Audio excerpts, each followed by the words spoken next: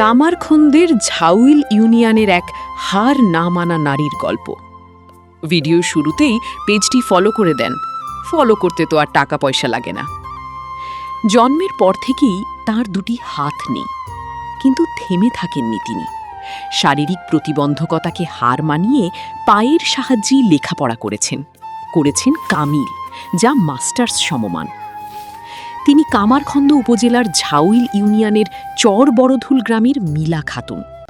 মেধা ও যোগ্যতা নিয়ে 2 বার সরকারি প্রাথমিক বিদ্যালয়ের সহকারী শিক্ষক নিয়োগ পরীক্ষায় অংশ নেন, কিন্তু তার দাবি শারীরিক প্রতিবন্ধকতার কারণেই আজও অধরা রয়ে গেছে একটি সরকারি চাকরি।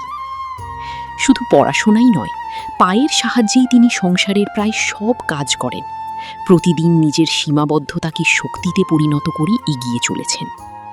মিলা খাতুনের গল্প শুধু একজন নারীর গল্প নয়, এটি সাহস, অধ্যবসায় আর স্বপ্নকে বাঁচিয়ে রাখার গল্প। চলুন এবার তার নিজের মুখেই শুনি জীবনের সংগ্রাম, স্বপ্ন আর না হারা পথ চলার কথা। আসসালামু আলাইকুম, আম্মু সামাত মিলা খাতুন। আমি পা দিয়ে লিখি।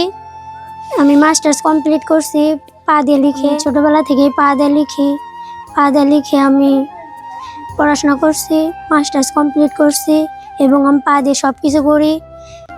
পা দিয়ে রান্না করা, পা দিয়ে সবজি কাটা, এভরিথিং সব কিছু পা দিয়ে করি। আমি মাস্টার্স কমপ্লিট করে প্রাইমারিতে 2 বার পরীক্ষা দিয়েছি।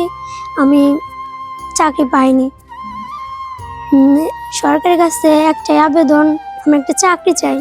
আমার চাকরি খুব প্রয়োজন। আমার বাবা অসুস্থ, আমি টিউশনি করে পড়াশোনা করতাম। এখন আমি শুধু টিউশনি করেই চলি। এখন আমার একটা চাকরি দরকার। আপনারা প্লিজ আমাকে একটা চাকরির ব্যবস্থা করে দিন। গর্বের তিনি প্রতিবন্ধী, সে আমরা হাতে হাতে নিয়ে যায়। প্রাইমারিতে লেখাপড়া শিখেছি, পাও দিয়ে লেখাপড়া করে এবং খুব কষ্ট করে লেখাপড়া করে। আমি মাঠে কাজ করি, শরীর অসুস্থ। বর্তমান একটা চাকরির জন্য খুবই দরকার। মাস্টার্স পাস করছে, কোনো চাকরি হইতেছে না। আপনার কাছে আকুল আবেদন, একটা চাকরি দিবেন। আমার মেয়েটার একটা চাকরির খুবই দরকার। এখন আপনারা আমার মেয়েটার চাকরি দেন। আমার মেয়েটাও চাকরি না হলে আমার মেয়েটা কি করে খাবো? আমার মেয়েটাও মাস্টার্স কমপ্লিট করে বসে হয়েছে, তাও চাকরি হয় না।